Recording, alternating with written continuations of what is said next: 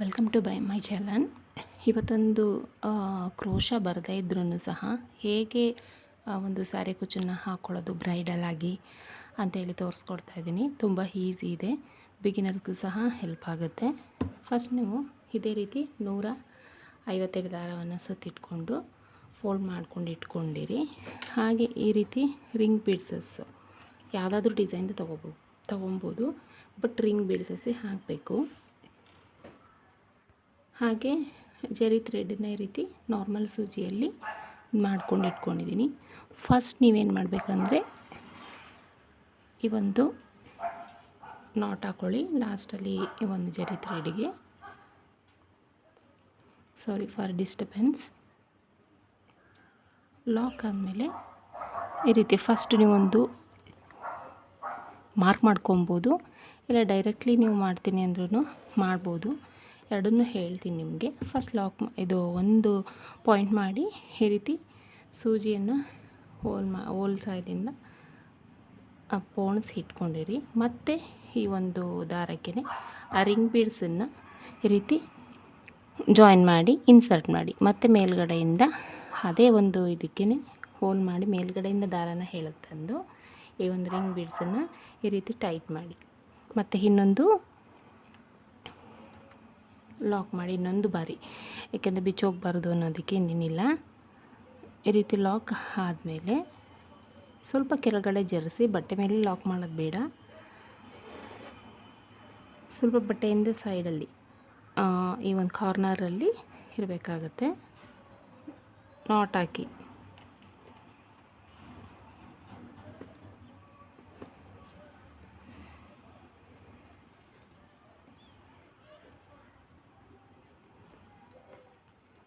ಈ ವೇಸ್ಟನ್ನು ಕಟ್ ಮಾಡಿಬಿಡಿ.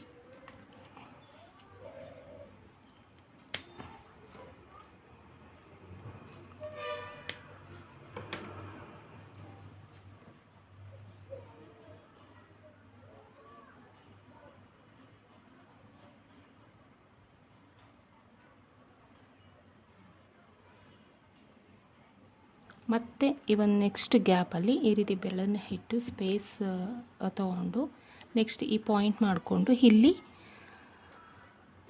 ಇನ್ಸರ್ಟ್ ಇದು ನೀಡಲ್ನ ದಾರವನ್ನು ಪೋಣಿಸಿ ದಾರ ತೊಗೊಂಬನ್ನಿ. ಮತ್ತು ಈ ರಿಂಗ್ ಬೀಡ್ಸನ್ನು ಈ ರೀತಿ ಇನ್ಸರ್ಟ್ ಮಾಡಿ ಲಾಕ್ ಮಾಡಿ. ಈ ಒಂದು ಮೆಜರ್ಮೆಂಟು ಪರ್ಫೆಕ್ಟಾಗಿರುತ್ತೆ. ಈ ನೀವು ಸ್ಕೇಲೆಲ್ಲ ಅಳತೆ ತೊಗೊಂಡು ಮಾಡಬೇಕು ಅನ್ನೋದೇನಿಲ್ಲ. ಸ್ವಲ್ಪ ದೂರ ಆಯಿತು ಅಂತ ನಿಮ್ಗೆ ಅನಿಸಿದ್ರೆ ಇನ್ನೂ ಸ್ವಲ್ಪ ಹತ್ತಿರ ಪಾಯಿಂಟ್ ಮಾಡ್ಕೊಳ್ಳಿ ಅಷ್ಟೆ. ಮತ್ತು ಇನ್ನೊಂದು ಸರಿ ಈ ರೀತಿ ಇನ್ಸರ್ಟ್ ಮಾಡಿ, ನೆಕ್ಸ್ಟ್ ಅಲ್ಲಿ ಸ್ಟಿಚ್ ಮಾಡಿ ಹಿಂಬದಿಯಲ್ಲಿ. ಇದೇ ರೀತಿ ಕ್ಲಾತ್ ಪೂರ್ತಿ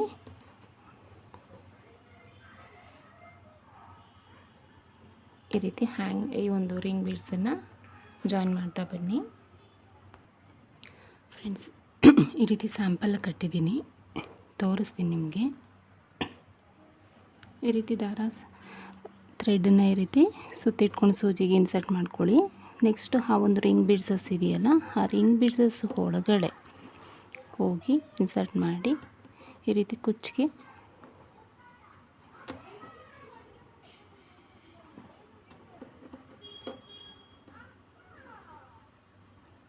ರೀತಿ ಕಟ್ಕೊಂಡು ಈ ಸೂಜಿ ಸಹಾಯದಿಂದ ಒಂದು ಜರಿ ಥ್ರೆಡನ್ನು ಪೋಣಿಸಿ ಇಟ್ಕೊಂಡಿದ್ದೀನಿ. ಆ ಒಂದು ಹೋಲ್ಸ್ ಇರುತ್ತಲ್ಲ, ಆ ಒಂದು ಕುಚ್ಚು ಒಳಗಡೆ ಹೋಲ್ಸ್ ಇರೋದಿಲ್ಲ, ಇನ್ಸರ್ಟ್ ಮಾಡಿ ನೆಕ್ಸ್ಟು ಅದನ್ನ ಸ್ವಲ್ಪ ರೌಂಡ್ ಅಪ್ ಮಾಡಿ ಸುತ್ತಿ ಒಂದು 3 ನಾಟನ್ನು ಹಾಕಬೇಕು.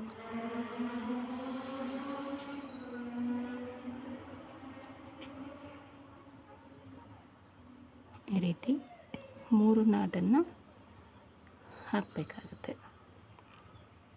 3 ಅಥವಾ 4 ಎಷ್ಟಾದರೂ ಹಾಕ್ಬೋದು. ನಾನು 3 ಹಾಕಿದ್ದೀನಿ. ಇದಾದ ನಂತರ ಈ ರೀತಿ ಗೆಜ್ಜೆ ಬೀಡ್ಸಸ್ ಬರುತ್ತೆ ನೋಡಿ, ಅದನ್ನು 2 ಗೆಜ್ಜೆ ಬೀಡ್ಸಸ್ನ ಈ ಒಂದು ಸೂಜಿಗೆ ಇನ್ಸರ್ಟ್ ಮಾಡ್ಕೊಂಬಿಡಿ.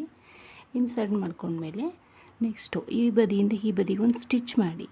ಈ ಒಂದು ಇದಿರುತ್ತಲ್ಲ ಕುಚ್ಚು, ಈ ಈ ಈ ಲಾಸ್ಟಲ್ಲಿ ನಾನು ಆ ದಾರನ ಹೇಳುತ್ತಾ ಇದ್ದೀನಿ. ಮತ್ತು ಈ ಲಾಸ್ಟಿಂದನೇ ಸ್ಟಾರ್ಟ್ ಮಾಡಿ ಈ ಸೆಂಟ್ರಿಗೆ, ಆ ಕುಚ್ಚು ಸೆಂಟ್ರಿಗೆ ಹೋಲ್ ಮಾಡಿ ತರಬೇಕು.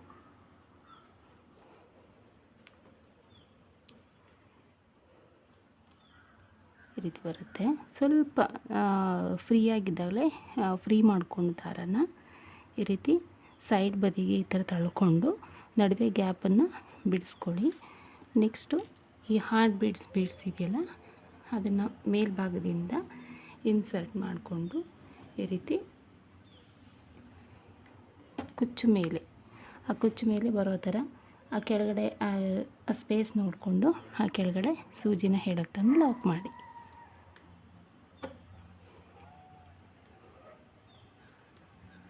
ನೋಡಿ ಈ ರೀತಿ ಬರುತ್ತೆ. ಇಲ್ಲಿ ಲಾಕ್ ಮಾಡಿಬಿಡಿ. ಹಿಂದೆ ಬ್ಯಾಕ್ ಸೈಡ್ ಲಾಕ್ ಆದಮೇಲೆ ಇದನ್ನು ಟ್ರಿಮ್ ಮಾಡಿಬಿಡಿ.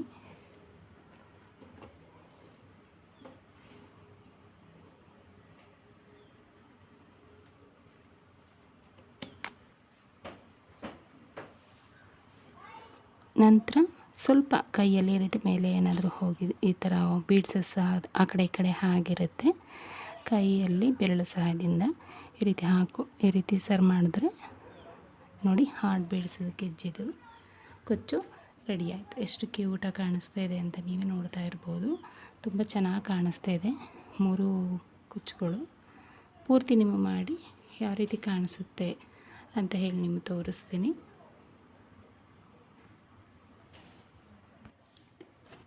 ಫ್ರೆಂಡ್ಸ್, ಇದು ಫೈನಲ್ ಲುಕ್ಕು ಈ ಥರ ಇದೆ ನೋಡಿ, ಕಾಣಿಸ್ತಾ ಇರ್ಬೋದು.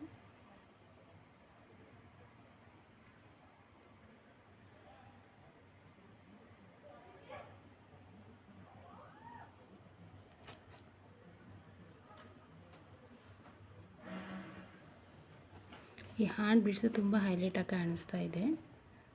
ಇದು ಪ್ಲೈನ್ ಇದು ಪ್ಲೈನ್ ಆಯಿತು. ಈ ಗೆಜ್ಜೆ ಬೀಡ್ಸು ಇದಂತೂ ತುಂಬ ಚೆನ್ನಾಗಿ ಕಾಣಿಸ್ತಾ ಇದೆ.